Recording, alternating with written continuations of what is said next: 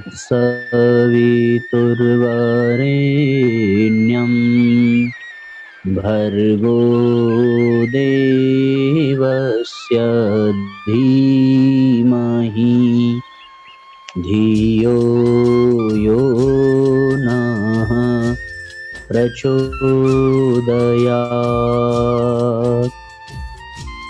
ओम सद्गुरु चरण कमलेभ्यो नमः। शक्ति स्वरूपा माताओं, बहनों, देवतुल्य भाइयों, आत्मीय बंधुओं, यहाँ YouTube के माध्यम से जुड़ करके नित्य प्रति स्वाध्याय करने वाले हमारे सभी स्वाध्याय प्रेमी भाई बहन, आइए आज के सत्र का शुभारंभ करते हैं। ऑनलाइन दैनिक स्वाध्याय का 821वां एपिसोड हम लोग प्रारंभ करने जा रहे हैं। सभी शीघ्रता पूर्वक जुड़ जाएं और साथियों अधिक से अधिक शेयर जरूर करें। आज अगली पुस्तक हम सभी प्रारंभ कर रहे हैं और अगली पुस्तक जिसका चयन किया गया है, ईश्वर कौन है, कहाँ है, कैसा है, इस विषय पर हम सभी कुछ दिन पर्यंत चिंतन मनन करेंगे।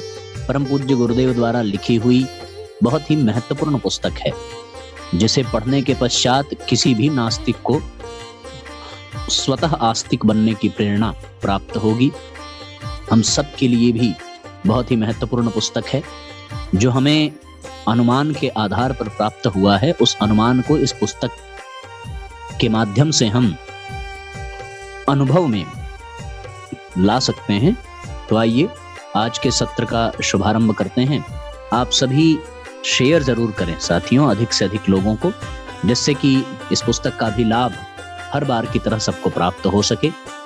संक्षेप में प्रारंभ में मैडम ब्लावटस्की का एक वक्तव्य दिया गया है, आइए वहीं से प्रारंभ करते हैं। ईश्वर भी नहीं, जीव भी नहीं, कैसी विनाशकारी कल्पना है। No god, no soul, dreadful annihilation. वह एक ऐसे उन्मत्त नास्तिक का प्रलाप है जो अपनी दूषित कल्पना के आधार पर विश्व रचना की सामग्री की चिंगारियों की एक निरंतर श्रृंखला को देखता रहता है और उसका कर्ता किसी को नहीं मानता। वह कहता है कि यह सामग्री स्वयं ही प्रकट हुई है, स्वयं ही स्थित है, स्वयं ही विकसित होती है। वह कहता है कि वह समस्त सृष्टि चलती जा रही है, पर उसका कोई स्रोत नहीं, इसका कोई कारण भी नहीं है। इस प्रकार उसकी दृष्टि में यह अनंत चक्र अंधा, निष्क्रिय और अकारण है। बहुत सुंदर लेख है साथियों ये, कि वे नास्तिक जो ये सोचते हैं कि ईश्वर नहीं है और ना ही कोई सोल है, उसके बारे में उन्होंने लिखा है। जो देख रहे हैं इस विश्व ब्रह्मांड को, ग्रह नक्षत्रों के चाल ढाल को, सूर्य भगवान के अस्त एवं उदय होने की प्रक्रिया, धरती के अपनी धुरी पर निरंतर घूमने की प्रक्रिया, और फिर प्रकृति के समस्त प्रवाह को देखने वाला भी यदि ये समझे कि इसका कर्ता कोई नहीं है और मैं इसके कर्ता को नहीं मानता, तो फिर ये इससे बड़ा आश्चर्य क्या हो सकता है। ऐसे व्यक्ति को पागल ही कहा जाना चाहिए। यहाँ पर फूल खिलते हैं तो उस फूल को किसने खिलाया? उन फूलों में रंग बिरंगे सुंदर पुष्प कहां से आए? उसमें सुगंध कहां से आई? बीज कैसे वट वृक्ष बना? यह सारी प्रक्रिया किसके माध्यम से हो रही है, किसके संरक्षण में और किसके नेतृत्व में हो रही है? जीव गर्भ कैसे धारण करता है, उस गर्भ में चेतना का प्रवाह कैसे हुआ और कैसे कैसे वो बड़ा हुआ, ये सारी प्रक्रिया बिना किसी नेतृत्व के संभव ही नहीं है, बिना किसी कर्ता के। कोई तो कर्ता है और उस कर्ता को ही ईश्वर भगवान माना जा सकता है, ऐसा मैडम ब्लावटस्की का कहना है। अब आइए आज के अध्याय में प्रवेश करें। ईश्वर है या नहीं है, यह एक ऐसा प्रश्न है जो आस्तिक एवं नास्तिक दोनों के चिंतन में चलता रहता है। इस विषय में आइए प्रारंभ करते हैं। विषय थोड़ा क्लिष्ट अवश्य होगा, मानसिक कसरत आपकी जरूर होगी, लेकिन एक एक पंक्तियां आराम से समझते हुए हम लोग चलेंगे। मैं पूरा प्रयास करूंगा कि विस्तृत व्याख्या करते हुए आप तक इन बातों को पहुंचाया जा सके। विश्व ब्रह्मांड की आश्चर्यजनक गतिविधियों और प्राणी जगत में विलक्षण क्रियाकलापों को देखकर यह विचार उठना स्वाभाविक है कि इस अद्भुत विलक्षण संसार की निर्मात्री, नियंता और पोषक कोई न कोई सर्वसमर्थ विचारवान सत्ता अवश्य है। अपने आसपास के विलक्षण जगत को देखकर ही मनीषियों के मन में उसके कर्ता स्वामी के संबंध में जिज्ञासा उत्पन्न हुई। चिंतन, मनन, शोध और साधना द्वारा ईश्वर के अस्तित्व की अनुभूति हुई। न केवल अनुभूति हुई वरन उस सर्वशक्तिमान सत्ता के संपर्क सानिध्य का लाभ उठाने की संभावना भी साकार हुई। बहुत ही स्पष्ट पैराग्राफ है ये, जिसमें गुरुजी ने लिखा है कि पहले तो इस विश्व ब्रह्मांड की समस्त गतिविधियों को देखकर महामनीषियों, ऋषियों के मन में यह भाव आया कि इसे करने वाला, इसे संचालित करने वाला, इसका नियंत्रण करने वाला कोई न कोई नियंता अवश्य है। वह नियंता ही ईश्वर है। तो इस जिज्ञासा के उत्पन्न होने पर उनने चिंतन, मनन किया, शोध किया, साधना की। तब उन्हें ईश्वर के अस्तित्व की अनुभूति हुई। गुरुजी लिखते हैं, केवल अनुभूति ही हुई ऐसी बात नहीं है, बल्कि उस सर्वशक्तिमान सत्ता से उन्होंने संपर्क भी किया और उनके सानिध्य का उन्हें दिव्य लाभ भी उठाने को प्राप्त हुआ। जिन महर्षि मनीषियों ने ईश्वर के सानिध्य का लाभ और आनंद उठाया, उनके अलावा ऐसे व्यक्ति भी थे जिन्हें प्रत्यक्ष जगत के अतिरिक्त अन्य किसी सत्ता का अस्तित्व ही कल्पना प्रसूत लगता था। यहीं से आस्तिकवाद और नास्तिकवाद के दो परस्पर विरोधी दर्शनों का प्रादुर्भाव हुआ। नास्तिकों का कथन है, ईश्वर में विश्वास रखना अंधविश्वास मात्र है।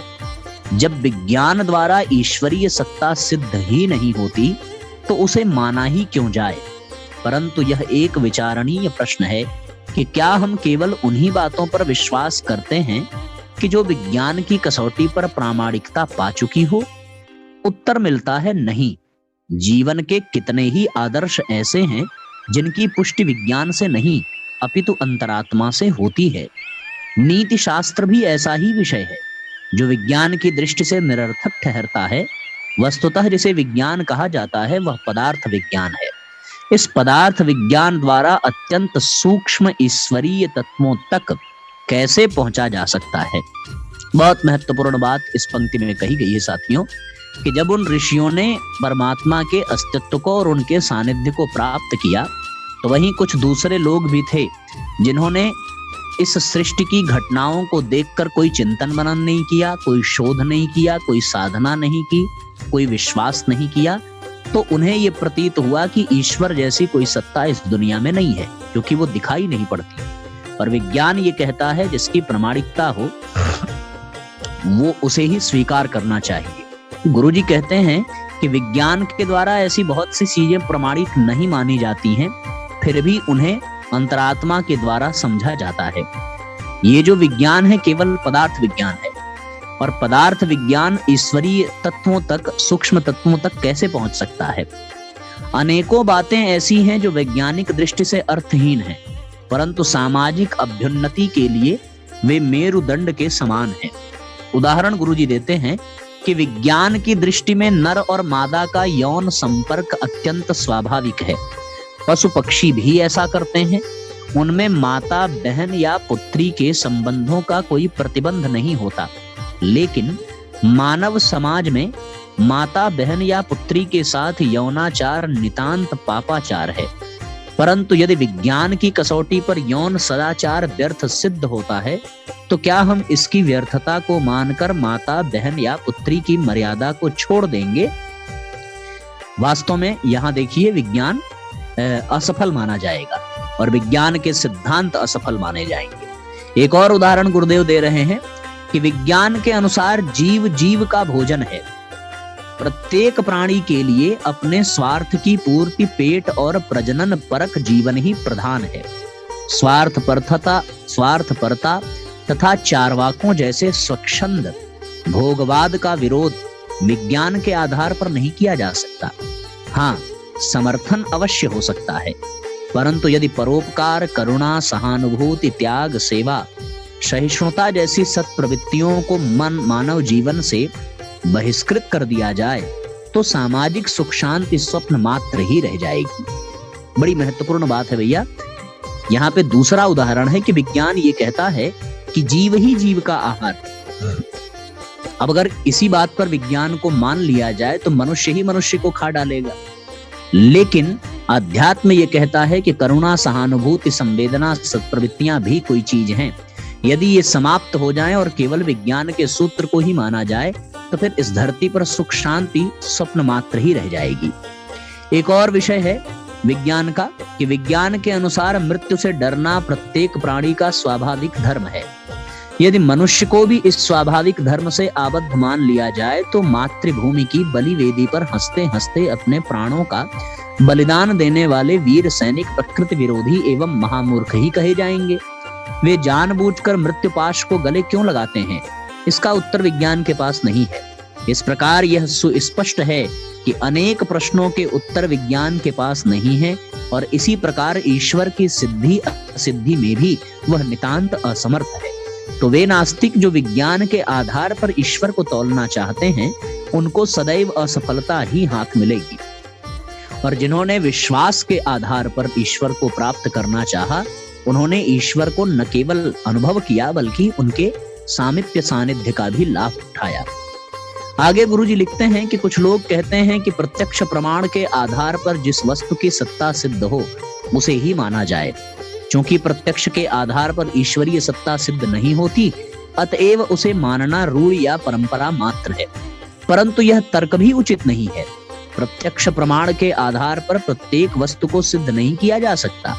उसके द्वारा तो यह भी सिद्ध नहीं किया जा सकता कि हमारा पिता कौन है, परंतु माता की साक्षी को ही इसके लिए पर्याप्त प्रमाण मान लिया जाता है।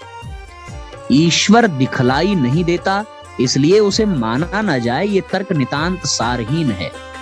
अनेकों वस्तुएं ऐसी हैं जो दिखलाई नहीं पड़ती, परंतु फिर भी उन्हें अनुभव किया तथा माना जाता है। उदाहरण क्या है? अपने नेत्र में अंजन अपने को ही कहां दिखाई पड़ता है? सरोवर में बादलों के क्रोध से गिरे जल बिंदुओं को कोई देख पाता है? यद्यपि तारक गणों की सत्ता दिन में भी होती है, परंतु सूर्य के प्रकाश से अभिभूत होने के कारण वो समस्त तारागण कहां दृष्टिगोचर होते हैं? बहुत सूक्ष्म वस्तु भी कहां दिखाई देती है? आकाश में छाए जलकण कहां दिखलाई पड़ते हैं? दूध में यद्यपि मक्खन की सत्ता होती है, परंतु यह दिखलाई नहीं पड़ती। जल में नमक घुल जाता है तो दिखलाई नहीं पड़ता, परंतु जल में उसका अस्तित्व नहीं है ऐसा नहीं कहा जा सकता। मित्र के घर में जाने पर यदि वहां मित्र नहीं मिलता तो हम उसका अभाव नहीं मानते। इसी प्रकार वस्तु के प्रत्यक्षतः प्राप्त न होने से ही उसका सर्वथा अभाव नहीं मानना चाहिए। ईश्वर के अस्तित्व से केवल इसलिए मना करना कि वह प्रत्यक्ष प्रमाण तथा आज के अविकसित विज्ञान के आधार पर सिद्ध नहीं होता, कोई महत्वपूर्ण कारण नहीं है।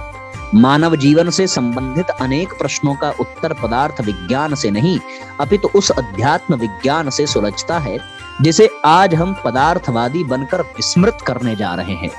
ईश्वर के अस्तित्व भी अध्यात्म विज्ञान से ही सिद्ध होता है। तपः पूति ऋषिजन अपनी दिव्य दृष्टि से उस दिव्य तत्व की अनुभूति अवश्य करते हैं।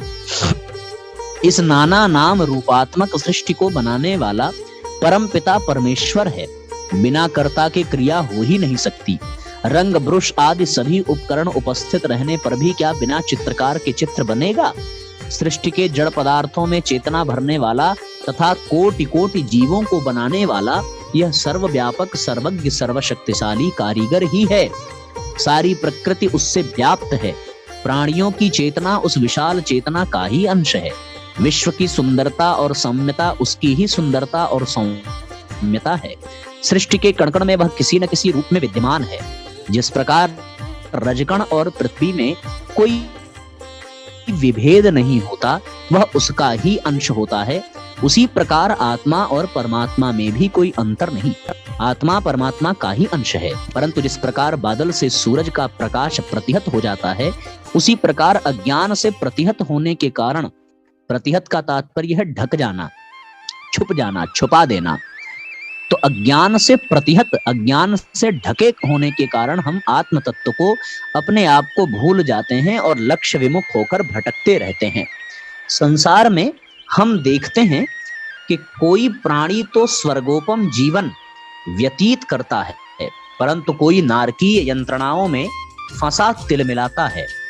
सुख प्राप्ति की प्राणी मात्र की स्वाभाविक इच्छा होती है, परंतु ईश्वर ही उसे दुख भोगने को विवश करता है।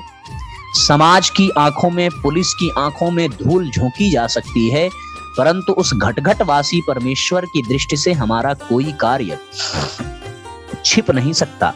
हमारे कर्मों का अच्छा या बुरा फल हमें असंभाव्य रूप से देता है। कर्म फल के आधार पर भी ईश्वर की सत्ता सिद्ध होती है। तपोनिष्ठ आर्य मुनियों ने मानव जीवन में आस्तिकता को जो महत्वपूर्ण स्थान दिया है, वह उनकी दूरदर्शिता का परिचायक है। उनकी सूक्ष्म ग्राहिणी बुद्धि ने यह अनुमान लगा लिया था कि मनुष्य एक दिन अपनी बुद्धि एवं प्रकृति का दुरुपयोग कर कुमार्गगामी बन सकता है तथा शांति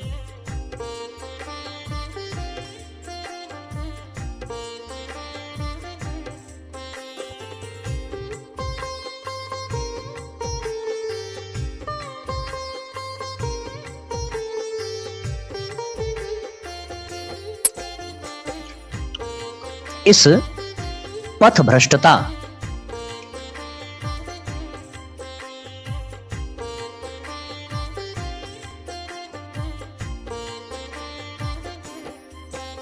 इस पथभ्रष्टता से बचाने के लिए ही उन्होंने आस्तिकता को जीवन का प्रथम आधार बनाया।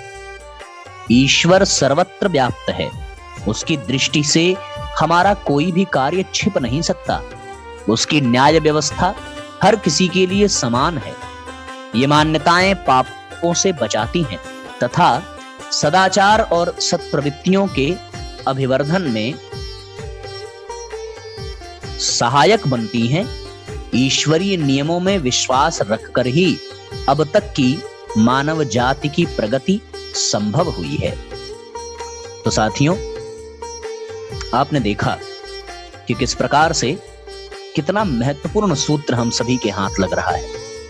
ईश्वर कितना महत्वपूर्ण है, उसका अस्तित्व है कि नहीं है, और यदि है तो उसका प्रमाण क्या है। कौन से उदाहरण हैं जहां विज्ञान चुप हो जाता है और वहीं से अध्यात्म की यात्रा प्रारंभ होती है।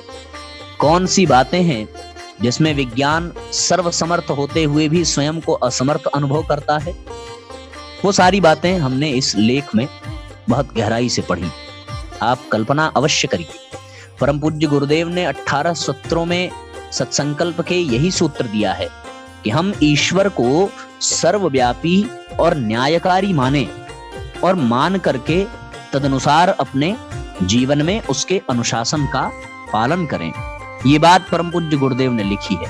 तो साथियों, ये पुस्तक हम सबको बहुत ही महत्वपूर्ण और विशेष ज्ञान प्रदान करती है। इसलिए हम सभी इस पुस्तक के माध्यम से अधिक लोगों को जोड़ करके उन्हें ये एहसास दिलावें कि ईश्वर दिखे भले ना, पर वास्तव में उसका अस्तित्व अवश्य होता है। और इसी अस्तित्व के कारण ईश्वर को मानना चाहिए और अनुमान के आधार पर यात्रा प्रारंभ करनी चाहिए। तो ऋषि मुनियों के तरीके से आप भी ईश्वर के अस्तित्व को अनुभव कर पाएंगे, और अनुभव ही नहीं बल्कि उसके सामीप्य और सानिध्य का लाभ भी ले पाएंगे।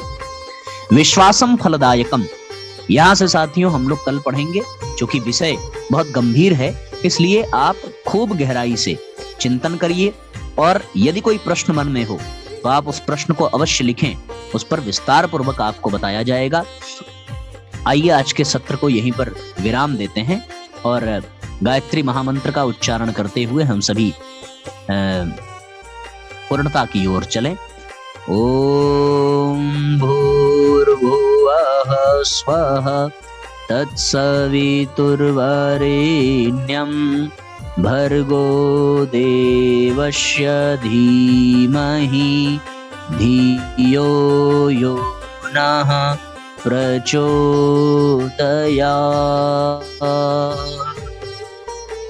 सभी आत्मीय बंधुओं को बहुत बहुत प्रणाम, बहुत बहुत धन्यवाद जुड़ने के लिए।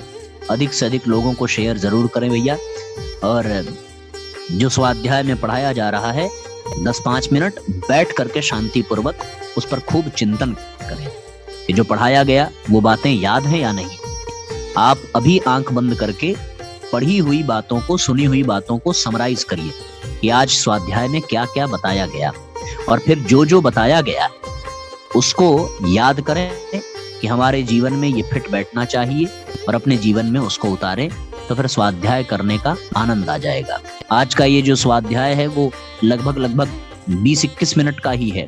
शेष जो 10-15 मिनट आपके पास बच रहे हैं स्वाध्याय के, क्योंकि लगभग 35 मिनट का स्वाध्याय होता है, विषय गंभीर है इसलिए हमने 20 मिनट ही रखा है। आप विस्तार पूर्वक पढ़ी हुई बातों को बैठ करके 10 मिनट सोचिए, उस पर चिंतन करिए और अनुभव करिए कि वास्तव में ईश्वर है या नहीं है। सुनी सुनाई बातों पर नहीं, पढ़ी पढ़ाई बातों पर नहीं, जो पढ़ा गया है उस पर चिंतन दौड़ाइए, अपने मस्तिष्क को कसरत कराइए, तो फिर ये आपके विश्वास में बैठता चला जाएगा। और कल हम लोग विश्वासम फलदायकम यहाँ से फिर से प्रारंभ करेंगे, और एक नई बात, ईश्वर को प्रमाणित करने के अनेकों उदाहरण और नई नई बातें हम लोग सीखेंगे। तब तक के लिए आप सबको बहुत बहुत प्रणाम, बहुत बहुत धन्यवाद। सबको नमस्कार साथियों।